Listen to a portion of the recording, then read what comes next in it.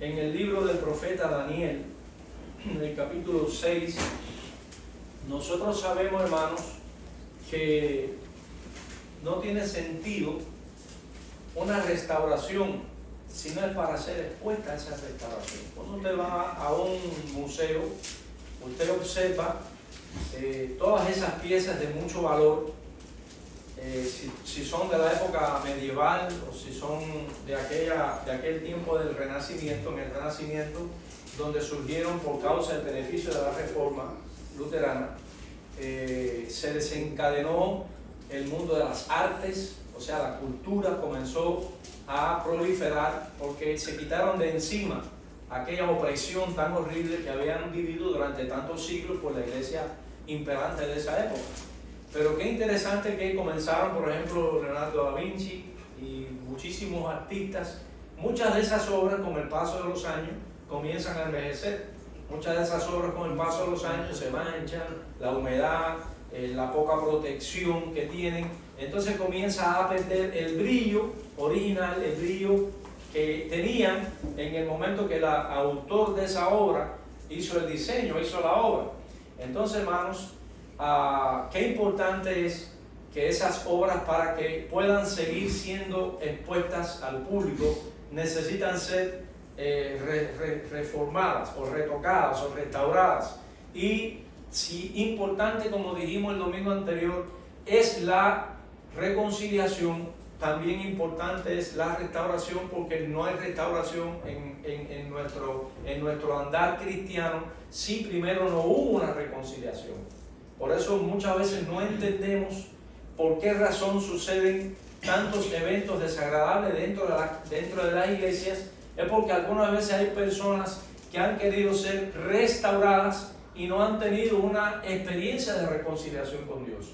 Si no hay una experiencia de reconciliación con Dios, donde traemos nuestra vida, donde la depositamos al pie de la cruz, donde dejamos que esa sangre rocie nuestro cuerpo, nuestra alma, y sientes que el pecado comienza a ser quitado de ti, tú comienzas a sentir esa liberación que da esa sangre, no puede comenzar un proceso de restauración.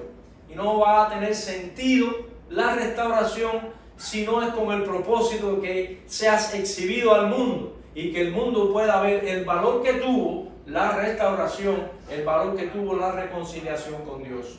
Y aquí hay un pasaje extremadamente maravilloso. Siempre que lo leemos, estremece nuestra alma, estremece nuestro corazón. Allí en el corazón del imperio babilónico, en el capítulo 6 de Daniel, dice que, versículo 1 dice: pareció bien a Darío constituir sobre el reino 120 sátrapas que gobernasen en todo el reino, y sobre ellos 3 gobernadores, de los cuales Daniel era uno, a quienes estos sátrapas diesen cuenta para que el reino fuese perjudicado.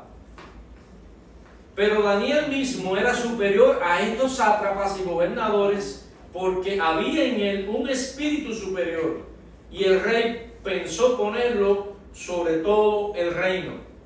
Estamos hablando del imperio más poderoso que había en la antigüedad. O sea, el imperio babilónico contaba con los reyes, no eran de mente corta, eran personas muy bien entrenadas, muy bien preparadas. Ustedes recuerdan cuando estos jóvenes hebreos llegaron a Babilonia, el rey era el que tenía la última palabra, él era el que hacía el cuestionario, él era el que hacía el test y valoraba la capacidad que estos jóvenes tenían. Quiere decir que el hombre era un hombre bien preparado, no había nada que se le ocultara a él, y él tenía todo el conocimiento a su disposición, y a través de ese conocimiento establecía determinadas estrategias para que el poder, el dominio y su señoría y su autoridad no fuera quebrada por nadie que estuviese debajo de él en su autoridad. Y esto es lo que él está haciendo ahí. O sea, que nunca pensemos que los hombres de hoy son más inteligentes que los hombres de ayer. Lo que ha cambiado ha sido la tecnología mayormente. La ciencia se iba a aumentar, pero la capacidad intelectual, el coeficiente de inteligencia del hombre que es esa precisamente lo que conservó el hombre aún después de su caída.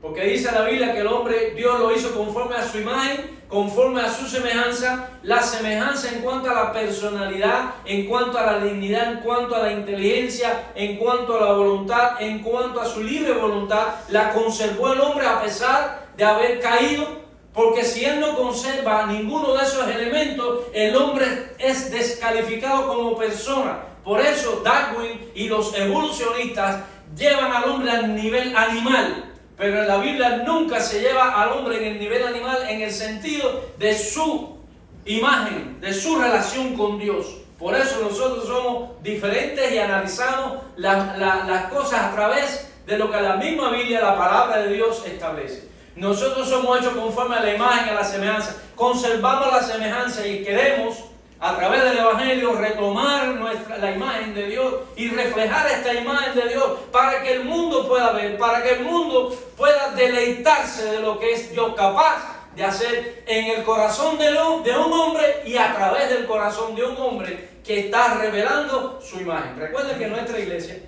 tiene como visión, y la palabra peniel quiere decir, ¿qué cosa? Rostro de Dios. Y la visión nuestra es precisamente revelar al mundo el rostro de Dios, como decía Pablo. Tengo dolores como si tuviera la mujer embarazada a punto de parir. Tengo dolores porque hasta que Cristo no sea revelado en vuestro corazón, hasta que Cristo no sea formado en vuestra mente, esa es la ardua tarea que hace ¿quién? El restaurador, que es el Espíritu Santo. Entonces, hermanos, dice aquí que Daniel era parte de aquel gobierno por las virtudes que Dios había puesto en él. Dice, entonces, los gobernadores y sátrapas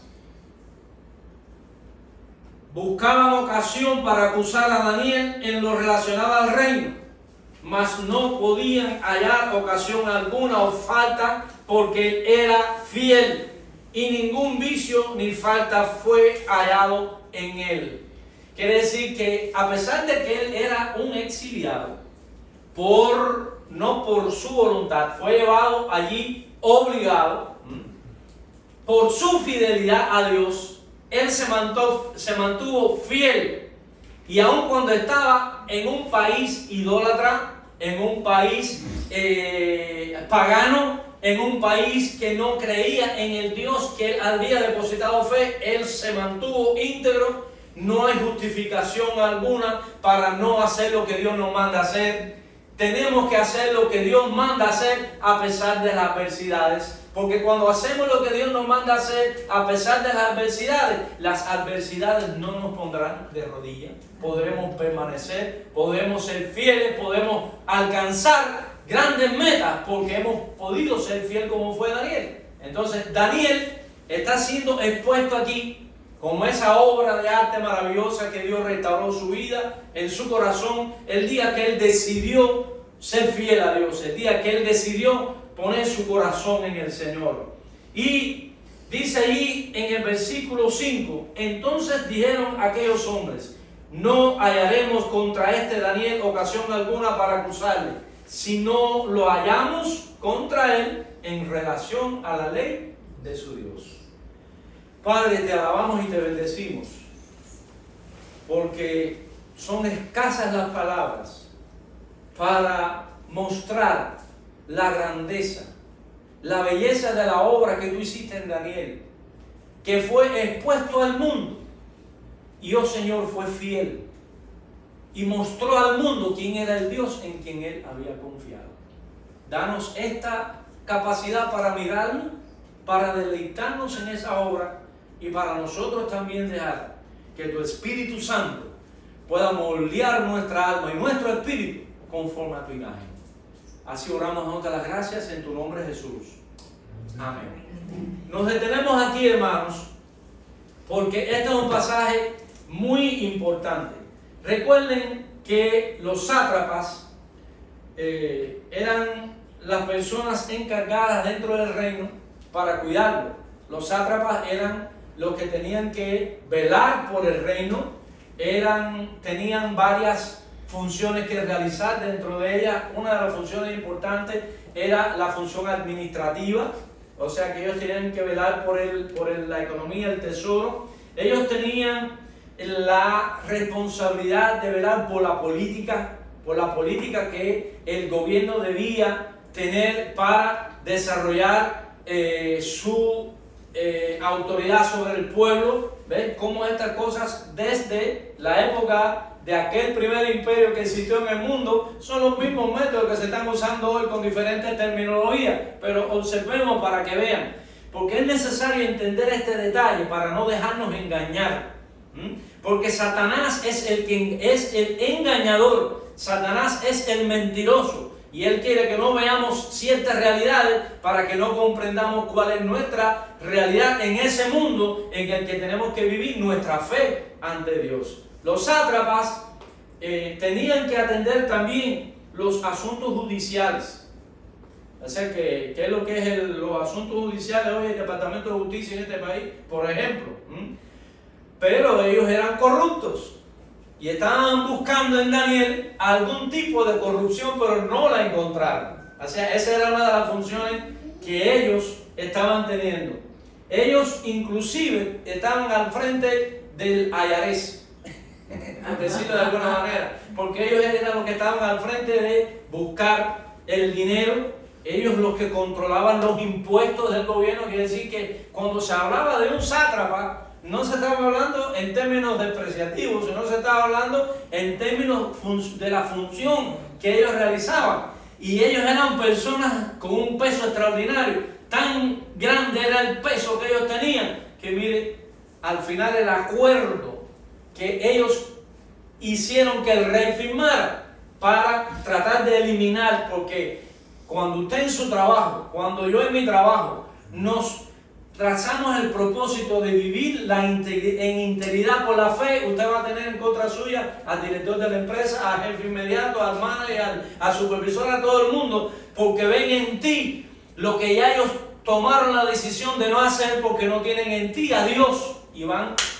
sobre ti. Yo he tenido esa experiencia, no sé ustedes si la habrán tenido, pero cuanto más fiel tú quieres ser, más oposición tú vas a tener donde quiera que te encuentres. Dice aquí la palabra, hermano, de una manera tremenda. Dice, entonces estos gobernadores y sátrapas se juntaron delante del rey. Bueno, no vamos a leer todo el pasaje para no consumir más tiempo del debido que hemos acordado. Pero sí, hermano, estos hombres fueron ante el rey y le dijeron al rey, tiene que haber 30 días que no se le va a pedir a otro Dios, que no sea al Dios tuyo, que no sea a ti, porque esos reyes se consideraban semidioses, como se creen semidioses todos los que aman el tener autoridad para controlar a los demás. Y dice aquí la palabra que el rey dijo, bueno, está bien, si es el rey tenía ese problema de orgullo, y aceptó y firmó el edicto. Y cuando el rey supo que se trataba de una trampa, dice que él aún el rey trató de salvar a Daniel. Pero como él había hecho un edicto, dice la palabra que en ese edicto, en el imperio medo-persa, no era posible revocarlo. Entonces, hermano, dice la palabra del Señor que no le quedó más remedio que enviar a Daniel a foso de los leones. Qué experiencia tan extraordinaria.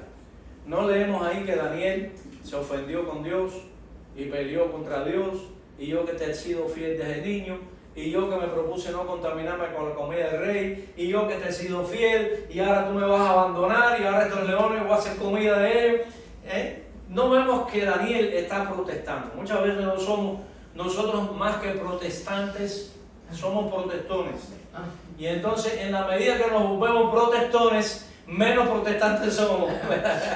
Entonces, debemos nosotros, hermanos, tener un corazón lleno de gratitud por las cosas buenas que pasan, como dice la Biblia. Vamos a alabar y vamos a gozarnos por las cosas, y las cosas malas que vienen no las vamos a recibir también. Lo importante es tener un corazón como humilde, sencillo, buscando el agradar a Dios en todo. Y bueno, allá lanzaron al pobre Daniel. Daniel no protestó, y ellos dijeron, bueno, nos sacamos a la pieza que impedía que nosotros pudiéramos ser corruptos. Porque Daniel era una obra para ser examinada. Era una obra que al examinar esa obra, aquellos hombres podían ver el autor de esa obra, que era ese Dios que lo había sacado a él de aquella tierra y lo había traído allí para que ese imperio pudiera ver la grandeza y la magnificencia de ese Dios. Porque la historia no termina ahí. La historia no termina que Daniel se fue comido por los leones. La historia es algo tan extraordinaria y maravillosa. Y entonces, hermanos, sabemos lo que sucedió. Dice, cuando Daniel supo el edicto, miren qué interesante, entró en su casa y abierta las ventanas, versículo 10, de su cámara que daban hacia Jerusalén, se arrodillaba 3 veces al día y oraba y daba gracias a Dios,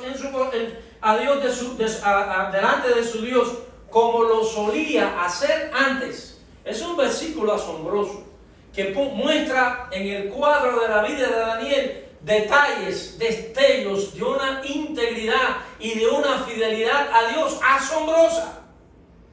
Él no era un hombre temerario. Porque ahora no quieren que ore, pues ahora yo voy a orar en el medio del salón.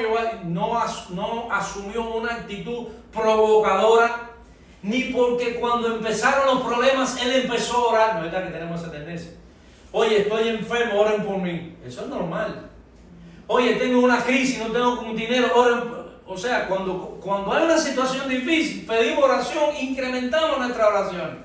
Sin embargo, dice ese texto, que a pesar de toda esa embestida de esos sátrapas endemoniados, dice que Daniel ni se escondió, ni cambió su actitud. Dice que abría las ventanas que daban hacia Jerusalén y dice que se ponía a adorar y a orar delante del Señor como lo solía hacer todos los días. Así que la vida de Daniel nos da una enseñanza de permanencia, como leía la hermana ahorita en el devocional, en el libro del Evangelio de Juan capítulo 15, porque separados de mí nada podéis hacer, hay que permanecer. Recuerdo tiempos de conversaciones profundas allá sobre el que el Evangelio es permanencia, tenemos que permanecer. Y dice que Daniel abría las ventanas y seguía orando. ¿Cuántos tenemos salud aquí hoy? Amén. Amén.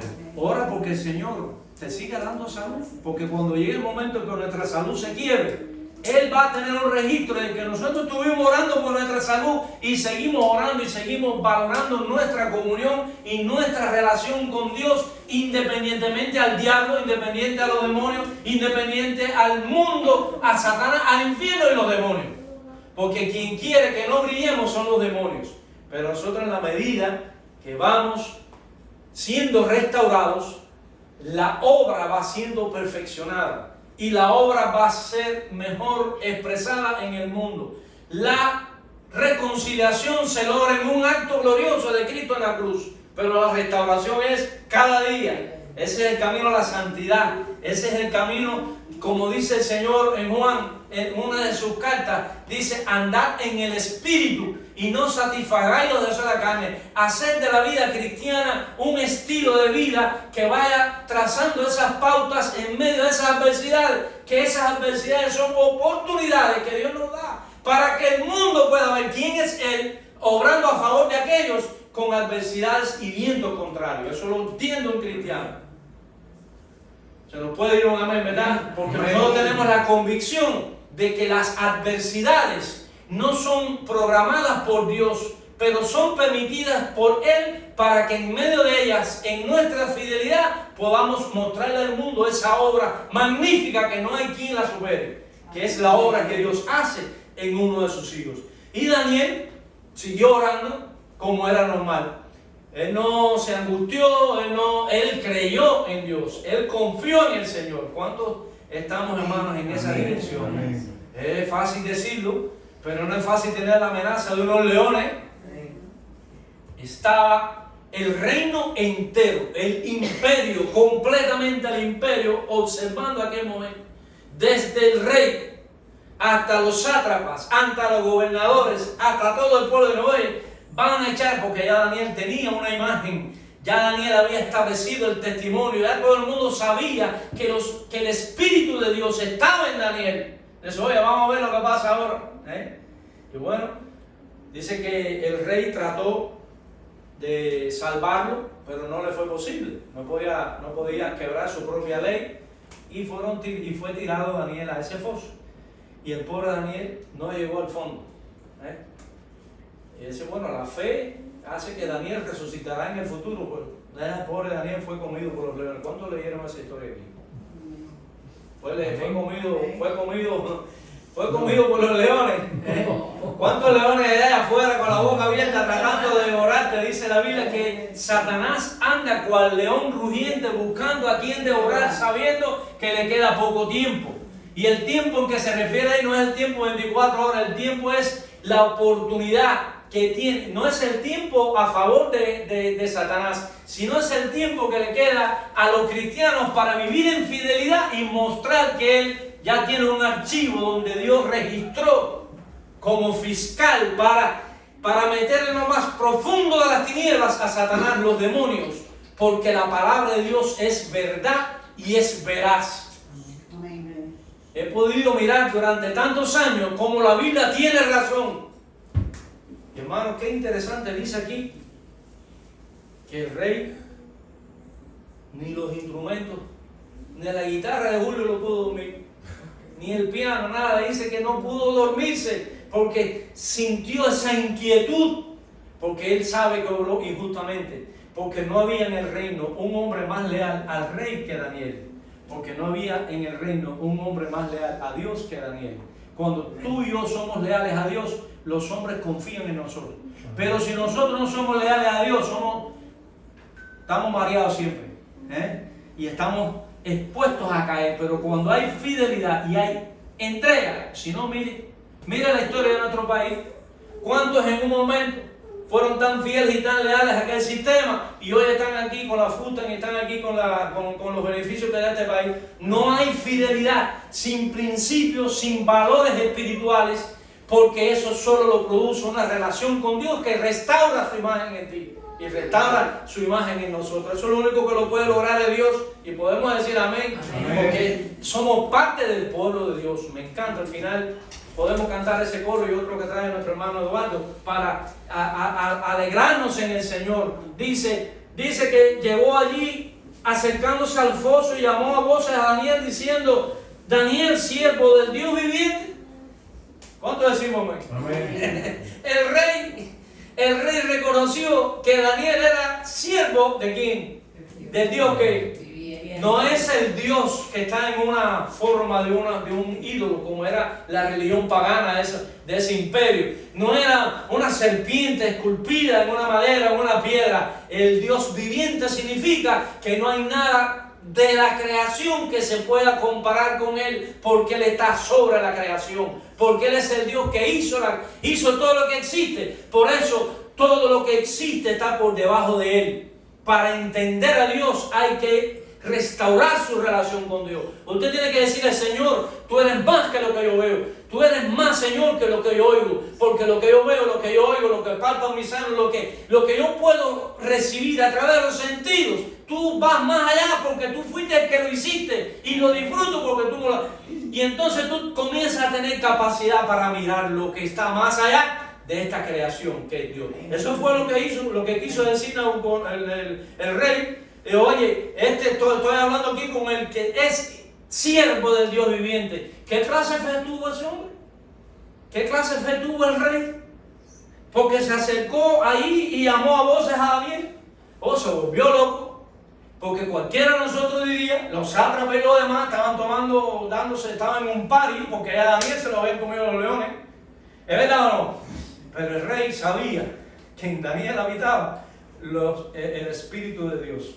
Amén. Amén. Y él quedó cautivo con el Dios de Daniel. Y dice que cuando fue allí, llamó a Daniel. Se volvió loco el rey.